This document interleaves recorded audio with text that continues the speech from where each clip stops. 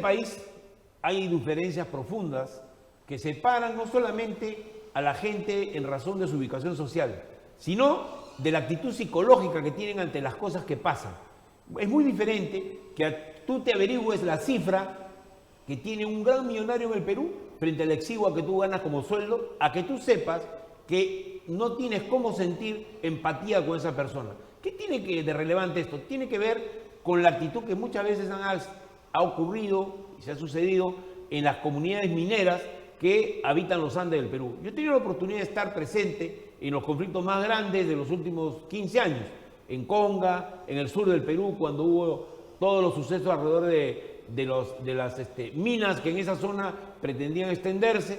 He visto de todo. He visto la sinrazón, he visto la violencia, he visto la influencia de caudillos, pero he visto también el problema principal, que es cómo a veces, hablando un mismo idioma, termina uno por no entenderse. Y ese es un poco el drama que está ocurriendo en muchas comunidades del Perú, donde hasta ahora todavía, si bien se avanza, no se logra consolidar un mensaje que permita que haya actitudes positivas por ambos lados que hagan que el Perú se desarrolle dentro de una visión unitaria. Sobre este tema y otros voy a hablar el día de hoy con el sociólogo Enrique Fernández Maldonado, con quien quiero compartir no solo sus experiencias, sino también hablar sobre algunos temas de fondo que tienen que ver con la realidad empresarial del Perú. Enrique, ¿cómo estás? Qué gusto tenerte con nosotros. Mucho gusto, Julio, acompañarte en tu programa. No es una conversación académica, sino puede ser una conversación, no sé si hasta punto cierto, entre colegas, porque es un poco pretencioso, pero yo soy periodista, pero he estudiado sociología en la Católica y creo que parte de los problemas también tiene que ver con la interpretación de qué pasa en el Perú, ¿no? Pues si tú crees que el Perú es un país lleno de obreros, lleno de campesinos, y no te das cuenta que es un país lleno de informales, no entiendes por qué la minería informal y por qué es un caos cuando una empresa privada grande, transnacional, entra en una zona del Perú sin saber los códigos, las ideas que la gente tiene, ¿no? Bueno, es una problemática compleja, como bien has señalado, pero que no es solo del Perú, es del mundo entero. Sí. Nuestro planeta está avanzando aceleradamente hacia un nuevo contexto global en el que el impacto de las empresas tiene repercusiones en diversos ámbitos de la vida social. Es decir, no solo afecta a las comunidades que circundan a los asentamientos mineros o a las fábricas, sino también a los trabajadores, a los consumidores y a una serie de sectores de la sociedad que tienen expectativas sobre cómo se desempeñan las empresas y tienen demandas. Y es ahí donde se producen algunos cortocircuitos, esto que tú señalas de las dificultades para entendernos y podernos poner de acuerdo en objetivos que sean comunes y de mutuo beneficio para todos. Yo creo que ahí hay un desafío grande en nuestro país y en el mundo entero, pero, digamos, se está avanzando de a pocos.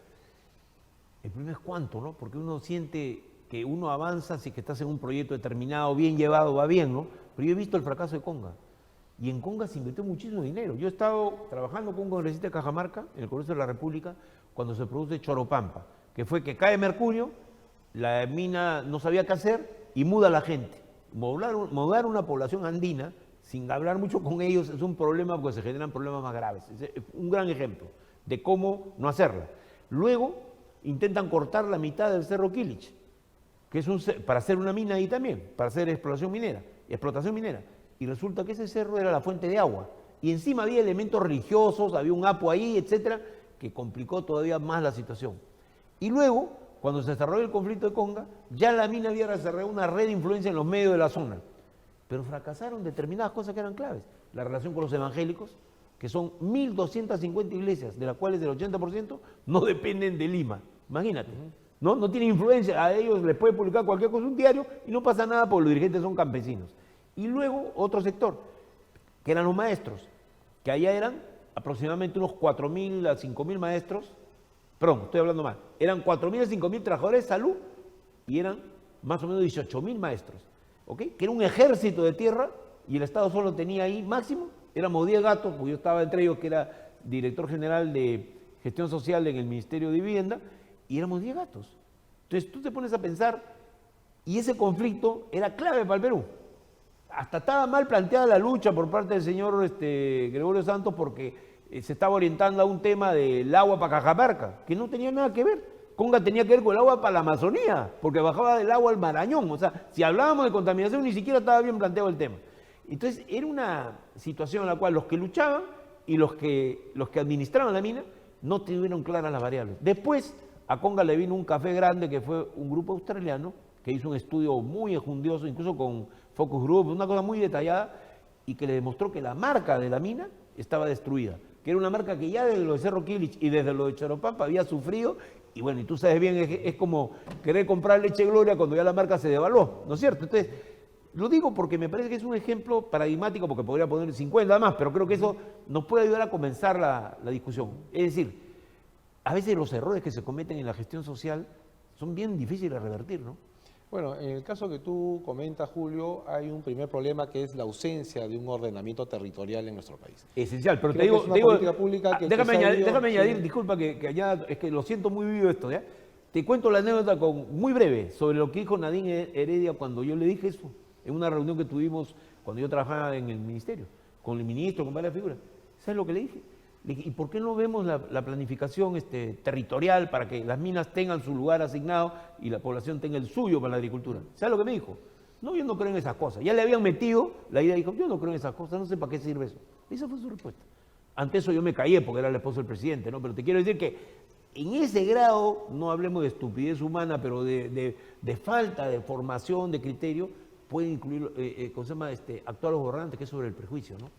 Bueno, yo creo que el tema del ordenamiento territorial es una gran deuda que tiene el Estado peruano con las miles de comunidades que existen en el país y hubiera evitado precisamente conflictos como el en Conga y otros. Claro. Pero creo además que, digamos, este conflicto se hubiera evitado, el de Conga, pero también el de Choropampa y otros por el estilo, si es que las empresas actuasen con debida diligencia. Y con en materia previsión, de ¿no es derechos cierto? humanos. Y con Es previsión, que la ¿no? debida diligencia Claro. precisamente previsión. parte del hecho de que las empresas reconocen que sus actividades pueden generar impactos aun cuando, digamos, la empresa no los busque. Impactos negativos en los derechos económicos, sociales y culturales. Y por tanto, este concepto que se ha puesto, digamos, de moda, porque ya forma parte de un consenso global en el ámbito de Naciones Unidas y otros, parte del hecho de que las empresas tienen que hacer un mapa de riesgo en diversas dimensiones, en lo social, en lo ambiental, en lo económico, en lo político. Y una vez identificados esos riesgos, tomar medidas preventivas. En caso las acciones de la empresa no pudiesen evitar el impacto negativo de sus operaciones sobre los derechos económicos, sociales y culturales y ambientales, tendrían que tomar medidas de remediación o de mitigación. Este es un enfoque que lo viene promoviendo Naciones Unidas, pero también la Unión Europea, y ya se ha incorporado en algunas normativas de países como Alemania, Francia y Noruega, hubiera evitado que un conflicto social, digamos como lo que tú has descrito, escale y la actividad empresarial pudiera ser viable. Porque finalmente lo que se busca es que haya actividad económica, pero que ésta contribuya realmente al Sea desarrollo amigable con la económico y comunidad, ¿no? social, amigable, pero que contribuya, no solo que no genere impacto negativo, Claro, sino que sume a la mejora de la calidad de vida de las personas.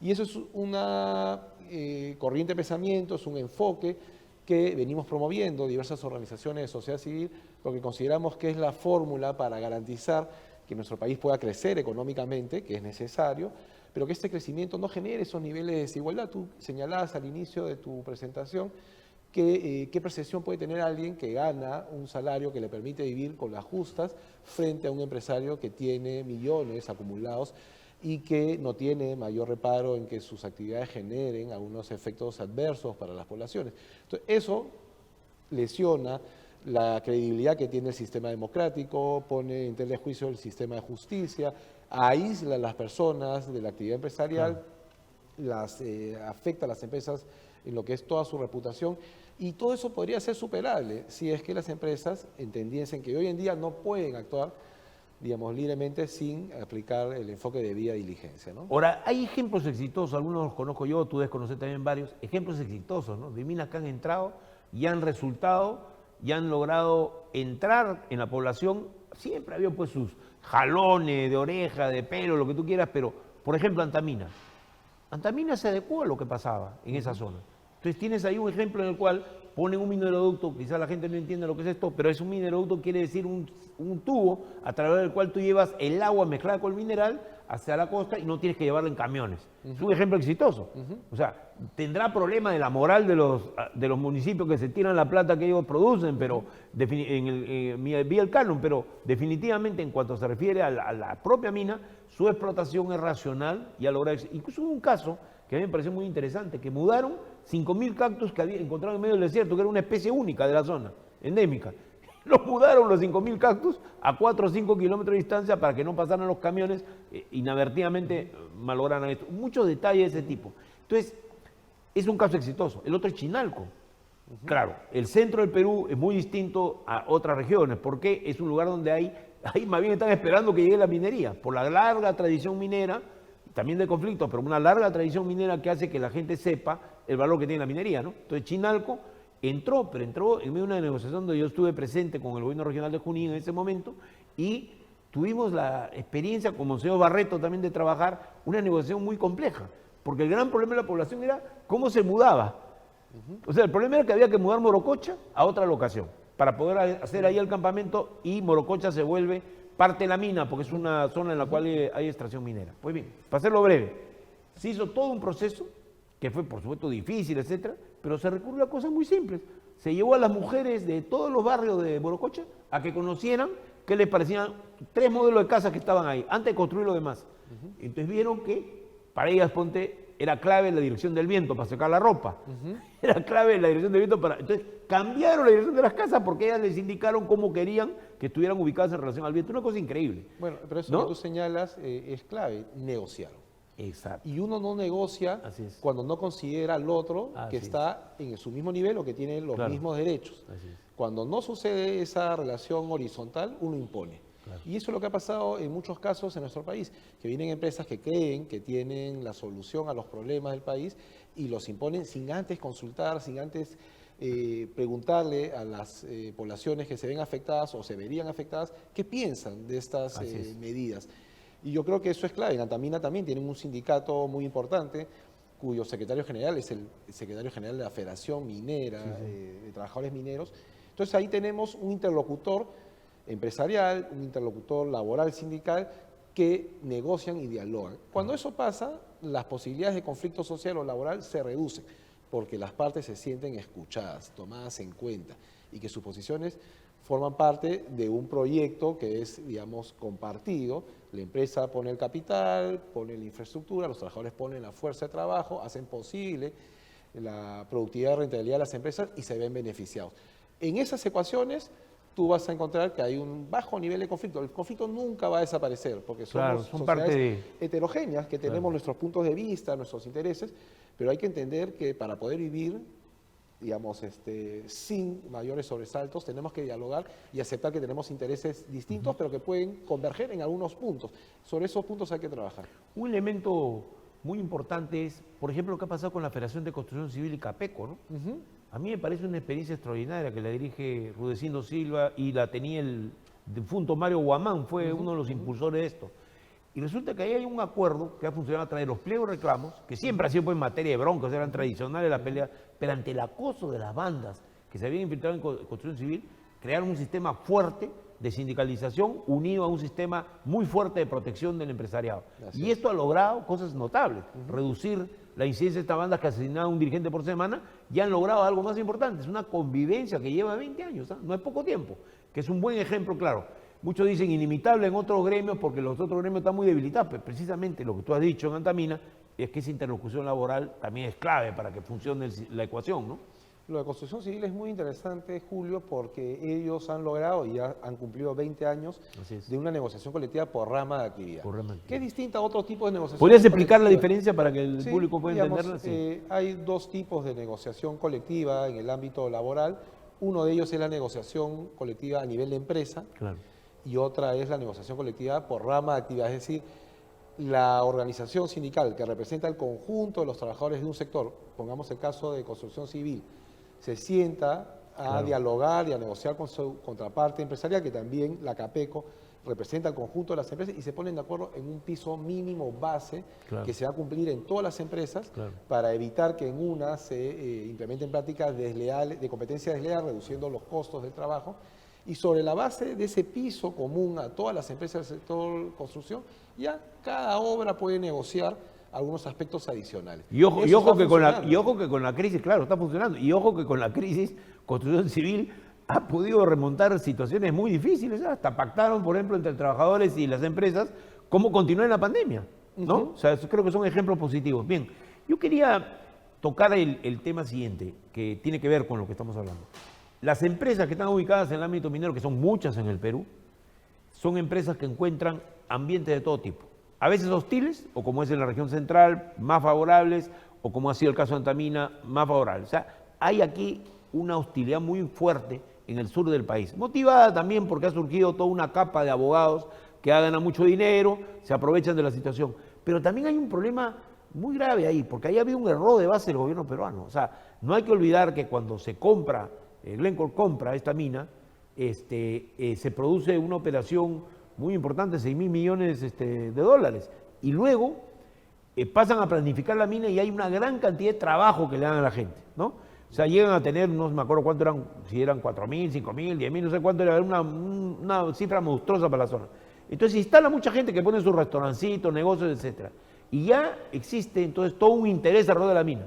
Pero en ese proceso, la mina, que había estado mirando a los trabajadores, comete un error. ¿Cuál es? Y un error motivado por peruanos, varios de los cuales yo conozco, que es el error de no hacer el mineroducto. Como entraba la administración china, estos peruanos, no voy a dar sus nombres, que los conozco a todos, pero ellos proponen suspender la construcción de lo que habían hecho en Antamina, que no hubiera un ducto con agua que lleve el mineral hasta un punto de embarque, que en este caso era en la cercanía del Arequipa, creo, no me acuerdo bien el lugar, pero era a un hub donde iba a llegar el mineral de todas las minas. Esa era la idea, empezando por esta mina tan grande de Apurímac. Y resulta que esa decisión la toman los chinos pues, porque se ahorraron 300 millones de dólares. Hoy día los chinos están gastando más o menos 1.000 millones solamente en todo lo que ha pasado. Entonces hay un tema aquí del alto costo que tiene decisiones del Estado, porque convencieron al Estado de esa decisión y esa decisión no le convenía. Los funcionarios que tomaron esa decisión crearon esta situación. ¿Cómo hacemos para que el Estado funcione mejor en cuanto a las decisiones de base que dan lugar a un proyecto minero? Bueno, digamos, las falencias del Estado son históricas y hay que trabajar, digamos, para fortalecer todas las instancias que tienen competencias en materia energética, en materia ambiental y demás. Pero creo, regresando a un punto anterior, que si el Estado y las empresas hubieran actuado con la debida diligencia, que parte de 3 conceptos claves: prevenir, Claro. proteger y remediar. Esto no es una idea que se me ocurre a mí, este es un consenso que ha logrado el Consejo de Derechos Humanos de Naciones Unidas el año 2011, cuando se le encargó al profesor John Ruggie evaluar, identificar y formular principios rectores para la actuación empresarial. Es importante decir que esto se origina además en conferencias internacionales de las propias empresas. Hay una en Sudáfrica, que creo que es del 2008-2007, que es histórica porque ahí empieza lo que se llama el ground work, o sea, el trabajo de base para crear este sistema que en realidad se origina en el sector privado, por la cantidad de conflictos que estaban enfrentando, ¿no? Y Naciones Unidas absorbe eso y, como tú bien has dicho, lo ha vuelto parte de la tradición legal, ¿no? y de actuación institucional de Naciones Unidas, ¿no? Lo que pasa es que ya hace algunas décadas se ha tomado conciencia a nivel global de que las empresas, siendo importantes, tienen impactos, tienen impactos negativos. Y se viene discutiendo en el ámbito de Naciones Unidas la aprobación de un tratado internacional sobre empresas y derechos humanos, que le otorga a las empresas las mismas responsabilidades que tienen los estados en materia de derechos humanos. ¿Por qué? Porque hay empresas multinacionales que en muchos casos tienen más poder que los estados. Sí, claro, por supuesto. Entonces, Google es un buen ejemplo, ¿no? Google y otras más. Claro. Entonces, el consenso es que hay que ponerle parámetros, porque Claro. si no, esto se vuelve inmanejable. Eso se ha aterrizado en unos principios rectores que plantean que las empresas tienen que evaluar al máximo de los detalles cuáles podrían ser los potenciales impactos de sus operaciones. Y cuando identifican un potencial impacto, no quiere decir que se vaya a suceder, pero es una posibilidad, tienen que plantear medidas preventivas que, digamos, ayuden a la empresa a evitar conflictos como los que tú has mencionado. El caso de las Bambas es clarísimo, ¿no? Si la empresa china que se hizo de la mina hubiera anticipado que el cambio del mecanismo de cómo sacar el mineral hacia el hub, digamos, para luego exportarlo, iba a generar ese conflicto, probablemente hubiera invertido esos 300 millones y ahorita estaríamos operando con las Bambas. Así es. Pero no la vieron y nosotros desde las organizaciones que estamos impulsando que en el Perú se apruebe una norma de vía diligencia, lo que buscamos es precisamente evitar ese tipo de situaciones que tanto daño le hacen a las empresas, pero sobre todo a la sociedad peruana. ¿En qué estás ahorita en relación con los conflictos y en tu trabajo, Eduardo? Mira, ¿Cómo se vincula todo lo que estamos conversando ya? Casi vamos a terminar en breves momentos. ¿Cómo se vincula esto a la actividad profesional que en este momento realizas? Mira, la organización en la que yo trabajo, que es una ONG, el Centro de Políticas Públicas y Derechos Humanos, participamos de un espacio más amplio que es la plataforma de sociedad civil sobre empresas y derechos humanos. Y en estos momentos estamos promoviendo que en el Perú se discuta y eventualmente se apruebe una norma que regule la actuación de las empresas con relación a los derechos humanos. ¿Por qué? Porque hemos visto que muchas iniciativas y proyectos empresariales tienen dificultades para poderse concretar, que parten precisamente de un mal entendimiento de cómo es que se deben relacionar con las partes, digamos, interesadas.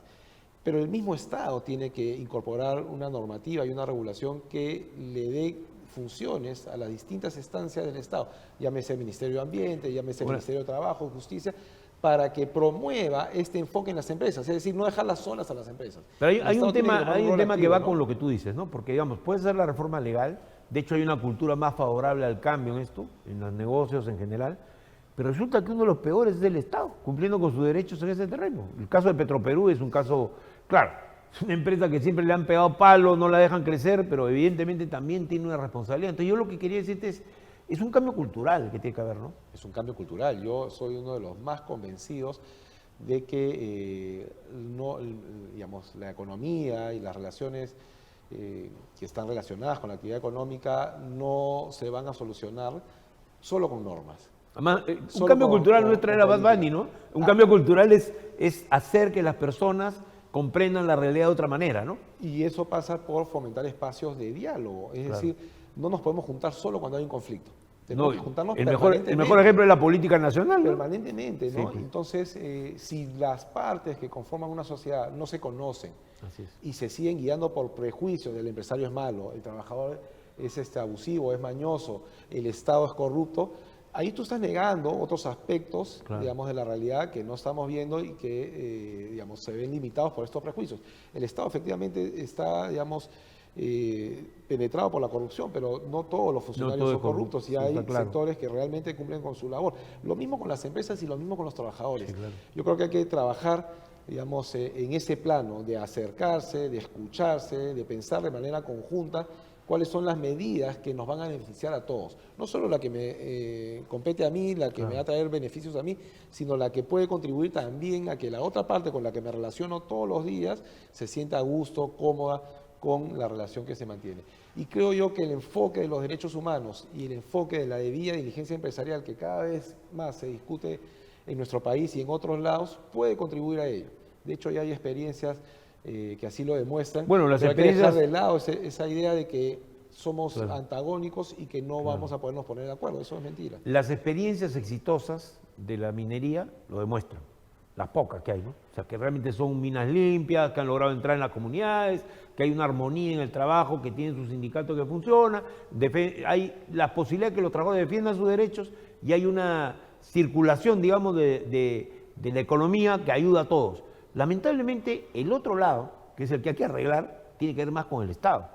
Porque si no, creamos un paraíso en la empresa y el problema es que el Estado, por ejemplo, tienes un alcalde que se roba la plata, no se hacen los proyectos, etcétera, etcétera, etcétera. O sea, es un tema muy dramático, porque la gran cantidad de las obras que están paradas son provenientes de obras financiadas con el canon minero. Ojo, porque la empresa no tiene la labor del Estado, no tiene cómo supervisar, entrega la plata y se acabó. Y ahí hay un tema en el manejo de esas obras que es funesto para el país, funesto para las propias minas y funesto para los trabajadores y funesto para los comuneros, que finalmente no reciben el bienestar que la minería tiene que distribuir. Y ese es parte del problema, fuera de que no tengamos un sistema de fideicomiso quizás para el canon y otras cosas que son ya más complicadas, pero que deberían de haber para que haya estabilidad también, ¿no? Que ese ingreso transforme y no se vuelva bien una barrera para el cambio, ¿no? Bueno, con el Estado, digamos, hay grandes tareas y desafíos, ¿no? Es importante que hayan funcionarios competentes, que conozcan la materia que se les encarga, pero también es importante que la ciudadanía participe en la política, que fiscalice, que acompañe los procesos de participación ciudadana, por ejemplo, y que esté, digamos, permanentemente atento a lo que hacen sus autoridades. Lo que pasa en nuestro país, Julio, como tú debes saber, hay una gran desafección por la política que es comprensible, por cómo se han manejado las cosas en los últimos años, pero eso no es la solución que se requiere. Se necesita que los ciudadanos y las ciudadanas sean conscientes que el Estado somos todos, más allá que hayan autoridades que estén ocupando cargos. Que suena un poco bonito para mucha gente, como una idea, una Es que frase no ideal, pero es veo clave. otra opción. Yo Es no clave. veo otra opción, Lógico. porque la otra es resignarse y dejar que el Estado, con esas limitaciones y déficit que tiene, y que la empresa hagan lo que han venido haciendo. un poco ha pasado, ¿no? Seguimos Claro. sufriendo las consecuencias. Bueno, yo Claro. creo que hay que trabajar el cambio cultural, hay que involucrar más a la ciudadanía con sus instituciones en los diversos ámbitos, lo local, lo regional, lo nacional, y eso pasa por un proceso de educación cívica también de la Claro que ciudadanía, sí, ¿no? claro que sí. Y además un proceso de cambio, como te decía yo, de sentido de pertenencia a la sociedad también, ¿no? ¿Cómo va a tener pertenencia a la sociedad o sentido de pertenencia a la sociedad gente que está muchas veces, como te decía, que las autoridades han robado y no han hecho ninguna obra? Y entonces está la mina al costado que está dando la plata a traer el canon y sencillamente el robo sigue. Eso me parece importante. Yo creo que, la verdad que así para terminar esto de una manera dramática, ¿no? El primer día que algún nuevo presidente llegue y meta presos a los alcaldes que roban, ahí voy a creer un poco más en la democracia. Por ahora no voy a invitar a políticos a este programa, es un poco radical, pero la verdad que creo que los políticos tienen que ser sometidos a una presión terrible para que cambien esos esquemas, ¿no? Sí, yo siempre le digo a las personas con las que converso, somos campeones en quejarnos, Claro. en señalar qué hace mal y qué hace uno para cambiar esa situación. Así es. Y ahí encuentro grandes interrogantes y muy poca gente se Acá me quiere tienes, involucrar cuando en yo ese- debería estar ya retirado, gozando mis rentas, estoy acá sentado haciendo un programa para tratar de hacer algo alternativo, para que las nuevas ideas broten, Pero ¿no? es importante porque lo que se necesitan son discusiones públicas sobre estos Así temas, es, ¿no? claro. Y que las personas que nos escuchan, que nos ven, puedan comprender que quedándose de vasos cruzados no se va a cambiar Así esta situación que nosotros encontramos, digamos, problemática. Entonces tiene que haber un mayor nivel de involucramiento desde lo que uno buenamente puede hacer. Claro. ¿No? Y yo creo que el espacio local es un primer ámbito donde se pueden involucrar los ciudadanos y ciudadanas, y luego necesitamos partidos políticos en serio, Así que es. realmente representen los intereses de la población y que no sean pues Franquicias. clubes de aventureros que Claro. quieren hacerse del Estado como botín, ¿no? Creo que es muy importante lo que hemos dicho hoy día, porque es en realidad no llorar sobre la leche derramada, sino tratar de hacer algo. Te agradezco muchísimo, No, a ti, Eduardo, Julio, por- un gusto verte tenido conmigo acá. Gracias. Amigos, la tarea del Perú es una tarea de todos los ciudadanos, y es una tarea en la cual hay que involucrar a tu comunidad, a tu pueblo. Ustedes me están escuchando en 40 ciudades del país y saben a qué me refiero. A la falta de voluntad colectiva para cambiar las cosas. Cada uno cree que puede resolver el problema haciendo su propia y personal trampita para conseguir algo más de dinero o lograr un beneficio. Hay que cambiar de actitud. La actitud tiene que ser cómo sirvo a mi país y a mi comunidad y a la gente que está conmigo para sobre eso lograr que mi familia progrese. Y creo que gran parte del problema del Perú está ahí, está en ese secreto que es optar por un cambio en el cual nosotros seamos los protagonistas. Con ustedes vuelvo en la próxima edición de Sin Flor.